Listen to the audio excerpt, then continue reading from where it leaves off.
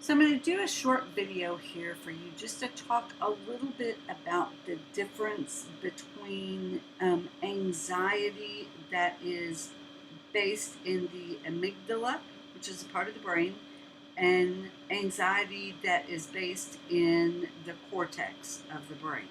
Now, I'm going to tell you there's no way that I'm going to present myself as a brain expert because I absolutely am not. But I do have a little bit of knowledge about it, but not enough to be considered an expert, and not enough to go terribly in depth into this.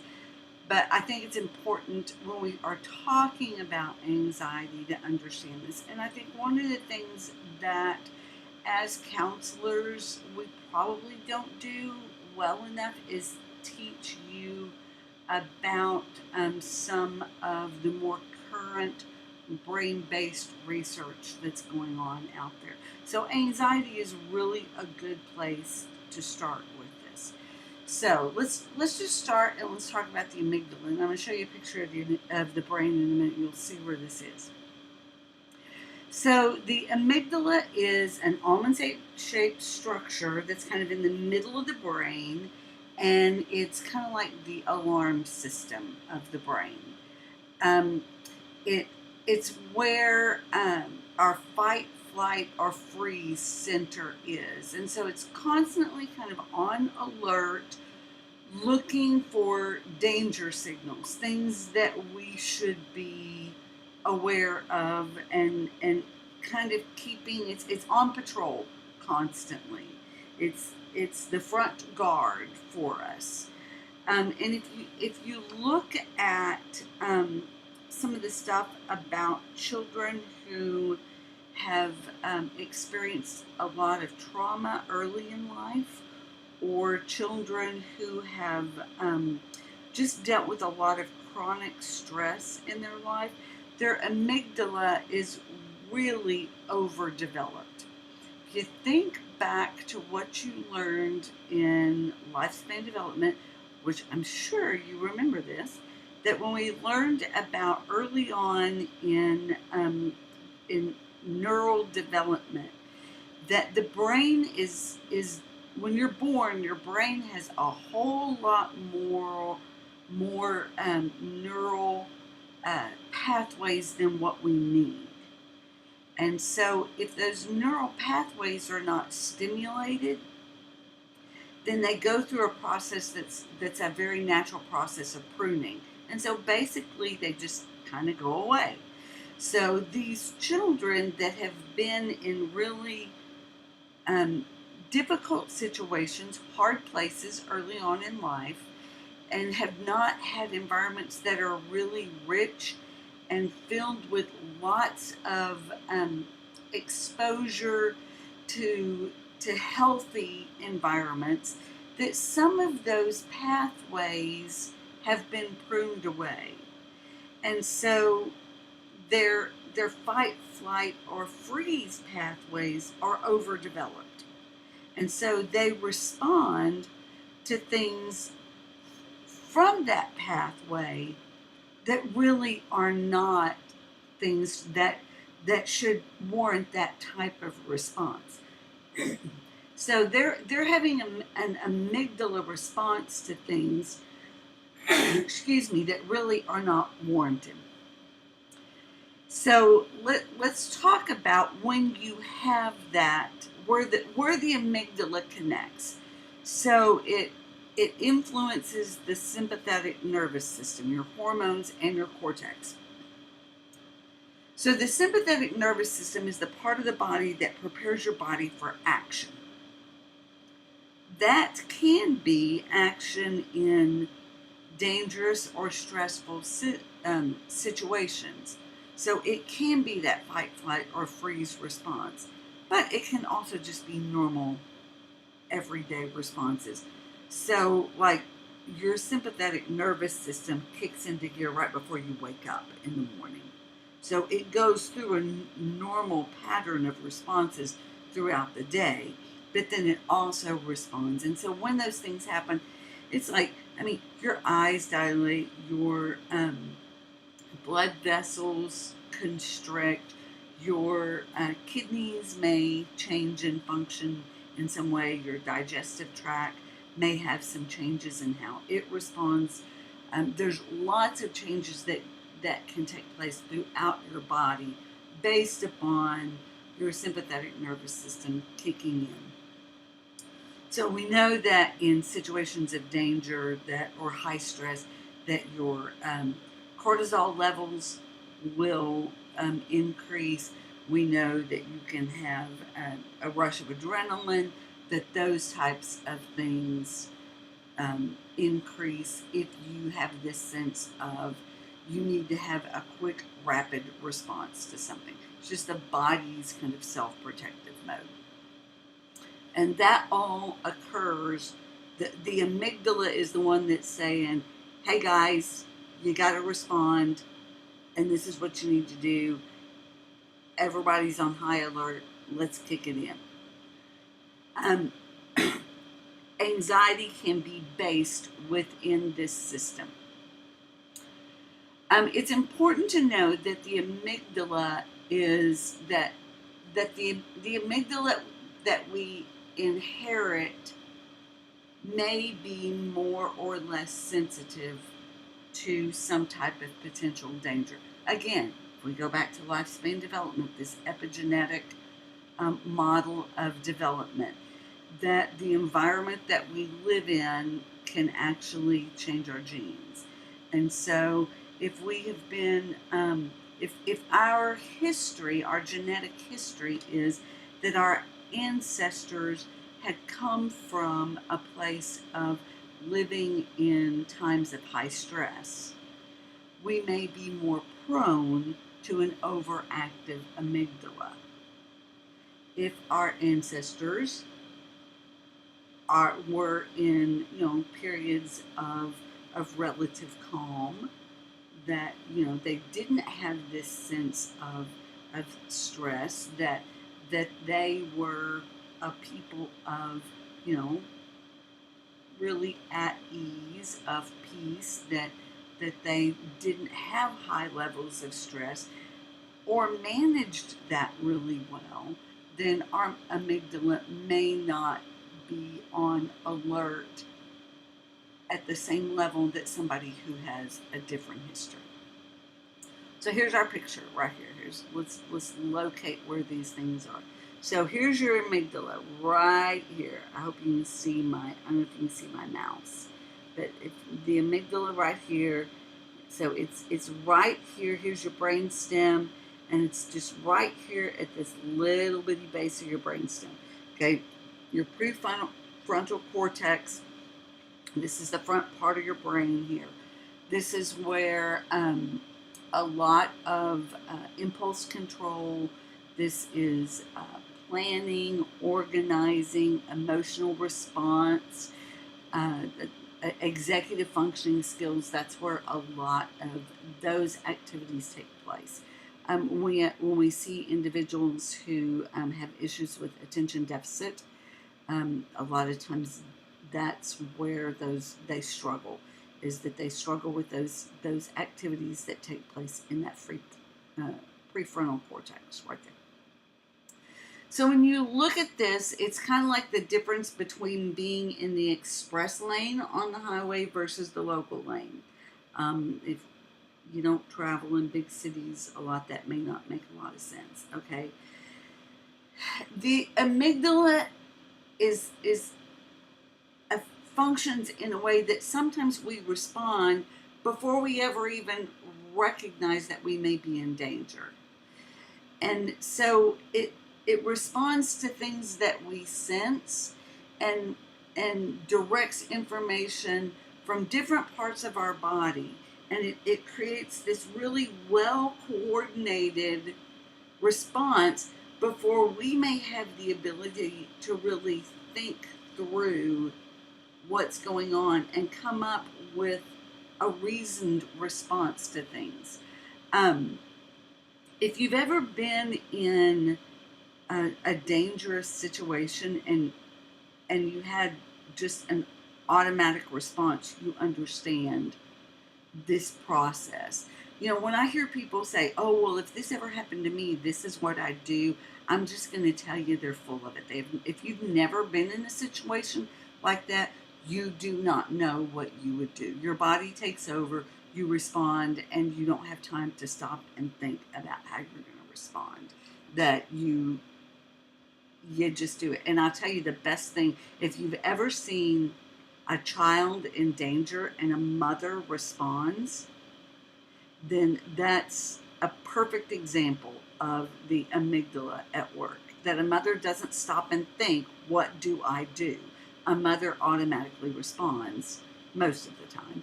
That's a broad generalization, I recognize that. But most of the time, or a parent will respond and doesn't really have to stop and think about what they need to do to get their child out of danger. A parent just knows naturally, and that's the amygdala at work. So again, that's what's happening within this part of the brain here. And again, there's other things that are coordinating here, but the amygdala is the one that's coordinating all of those efforts and telling everybody else, come on, let's get to work. We got things to do here. So it's able to produce this fear and anxiety response without needing the cortex to think through the process. It can even override the cortex, because if you had to stop and think of, oh gosh, if I step into this situation, I could potentially be in danger, then you may not respond. So your cortex may reason for you to do something in a certain way, and the amygdala goes back to that basic protection mode, and so it can override the thought processes that may prevent you from acting in a way that you need to. Okay? Now, the cortex can also initiate anxiety responses and alert the amygdala, but normally it is the amygdala that is the first to respond to the situation. So there's two separate systems that we want to look at here and consider, okay, that they operate independently and they operate on different schedules. So the amygdala can override the cortex, and typically that's related to the experiences that somebody has had. Okay, so it has information that's not available to the cortex, and that kind of comes back to some of that our stored memory, some subconscious stuff.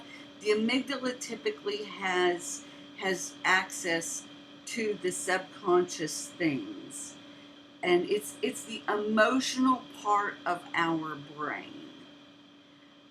So when you hear things, the phrase that the body has memory, typically it's the amygdala that's tapping into that. So we have this emotional brain and we have the thinking brain. But when we're responding to anxiety, we have to have the ability to address both of those. So let's start by looking at the amygdala and look at how it creates anxiety, but also how it maintains anxiety, and then how we can change that. So the amygdala creates anxiety. Sometimes it's just wired into us. It's things that we're just naturally afraid of. You don't have to have a bad experience with a snake to be afraid of a snake. People don't necessarily have to have a bad experience with the heights to be afraid of that. Okay, there are different things that just are kind of hardwired in us. There are other fears that we learn based on a bad experience. We've learned a fear, and that fear becomes stored in the amygdala. Okay, but the amygdala doesn't learn things in the same way that the cortex does. However, it does learn from experience and bases those experiences on pairings. Okay, it pairs things together. It's not a logical pairing, but it pairs things together. And sometimes those pairings can be illogical. So that you've had a bad experience with something, it's created some anxiety, and there may be something that's out here that is not really connected to it, but you've made this illogical connection. And so that illogical connection is now what's causing the anxiety.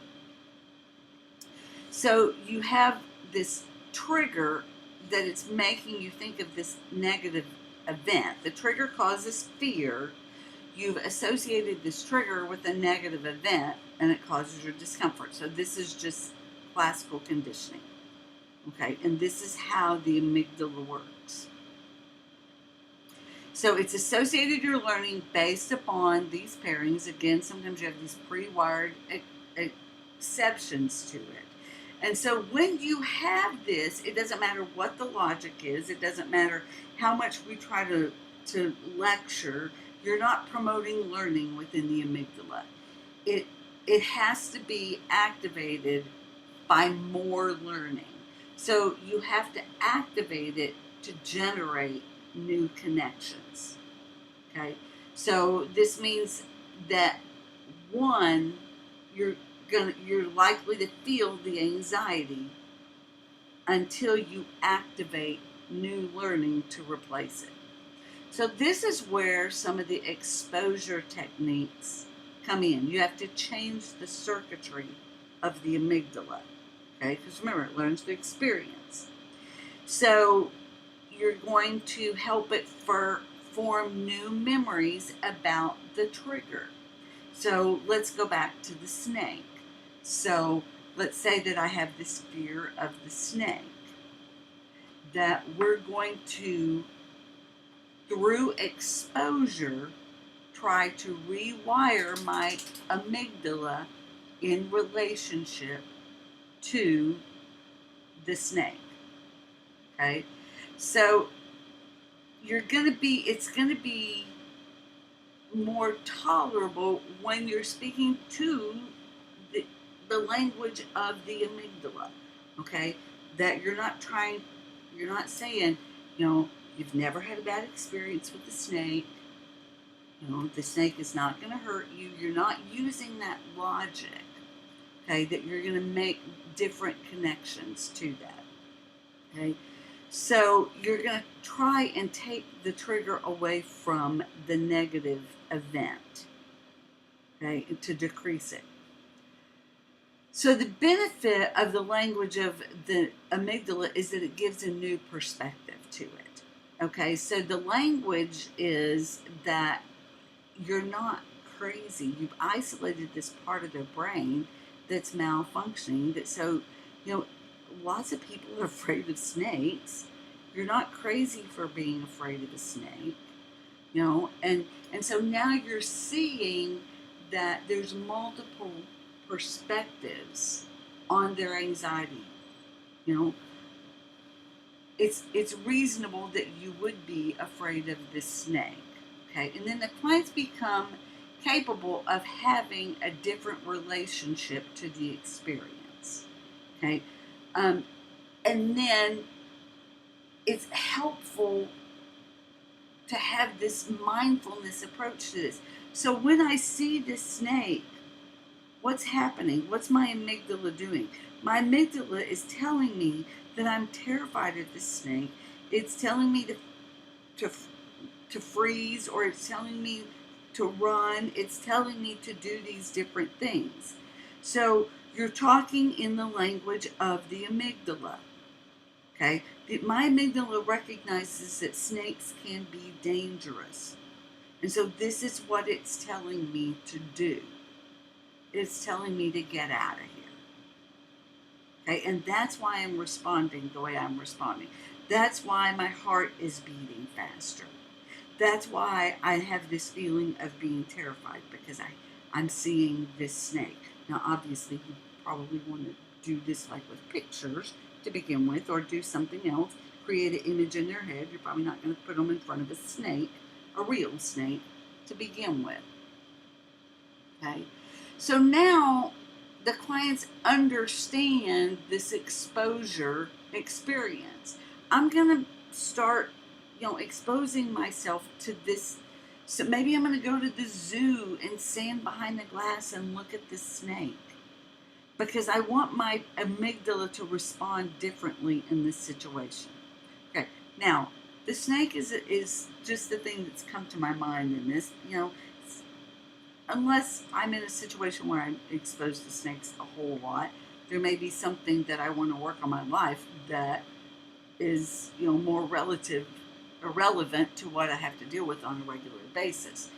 But they can see that the discomfort of the snake in a new way. Okay, and that we're making new connections within the brain. Okay, so now how does this relate to the cortex? So the processing the information faster than the cortex, my amygdala is processed. When I see this snake, my amygdala responds faster than my cortex can. Okay, and so I have this fear response first. And so my cortex doesn't have the opportunity to really think through this. My amygdala is less detailed. It doesn't give me the opportunity. It generalizes things. It overrides my cortex. It produces a reaction that is not logical. And once my amygdala has kicked into gear, I'm panicked. And so anything that I try to get my cortex to do at that point is probably not going to be effective. Once the panic has set in, there's probably not a lot my cortex can do to get control of that at that point. I'm probably just going to have to let the wave of panic ride itself out to a certain extent. I can maybe modulate it so it doesn't go over the top, but I'm probably not going to be able to make it go completely away because it's my amygdala that's in control right now. So these thought processes are not going to be able to completely turn my amygdala off. I've had a biological response in that it's released chemicals in my body, and those chemicals in my body are going to have an effect. And as long as I'm thinking about that, that's part of that process. There's adrenaline running through my brain, or through my body right now. That's what I am feeling. I can't make that go away right now. And so I'm going to continue to feel this way for a few minutes, and I'm going to sit with that. So the cortex can do some of that work and be mindful of that work, but it can't turn it off. And so that's when the cortex is initiating in that and helping to be a part of maybe modulating some of what's going on in the amygdala. So the cortex-based responses are best used before the amygdala has been activated, okay? But it can't completely turn it off. So cortex-based responses are avoiding the anxiety channel. So it's thoughts that increase a sense of danger. So that would be like, oh my gosh, what if I see a snake? Oh, I have this image of a snake on the path. I'm not going to go down. I'm not going to go for a walk because there just might be a snake on the path down here. Remember that time that I went for a walk and I saw that snake? There might be snakes all around me. So that's the cortex-based response that you're seeing. You've gotten into that anxiety. So the way that you can do that is to change the channel. Okay, so you're going to focus on things that don't produce the anxiety. So I'm going to go for a walk and I'm going to look at the beautiful trees and I'm going to smell the smells around me and I'm going to hear the birds in the air and I'm going to look at everything else around me and I'm going to try and fill my mind with everything except the memory of the time that I saw the snake on the path. You can challenge self-defeating beliefs that set one up for increased anxiety. Okay, obviously, not all of this is going to be able to be applied to the snake example, but you can look at some of these: expecting perfect or near perfect performance, should statements that judge the way things should be. There should not be snakes on the path. Well, it's the forest. Sometimes there's snakes in the path. Catastrophizing, that making, you know, that a setback is the results in a disaster, concerned about what others might think or how they might respond to you, and using coping thoughts. That if you are in a situation that has some anxiety to it, what kind of thoughts can you use to cope with that anxiety? So the cortex-based approaches are avoid focusing on, anticipating, or exaggerating threatening situations. You want to replace thoughts because you can't erase them. You can't just tell yourself not to think about something. You can't empty your mind because once you do, it's a void. And when there's a void, there's a vacuum and something else is going to fill it. So you use distraction, not trying to empty your mind. You want to keep your cortex busy with more pleasant thoughts. And that can be play, it can be, whatever it is. I know that when I drive, if I have to drive long distances in the car by myself, I tend to perseverate on things. And so I listen to books on tape, I listen to talk radio, even if I'm not really paying attention to thought radio. Just the fact that it's there tends to keep me from going to that places where I get into that perseverating thought process. So I have to do something to keep my mind busy with something. So that's an example of the difference between an amygdala-based anxiety response and a cortex-based anxiety. So I hope that was helpful and I hope that made sense to you.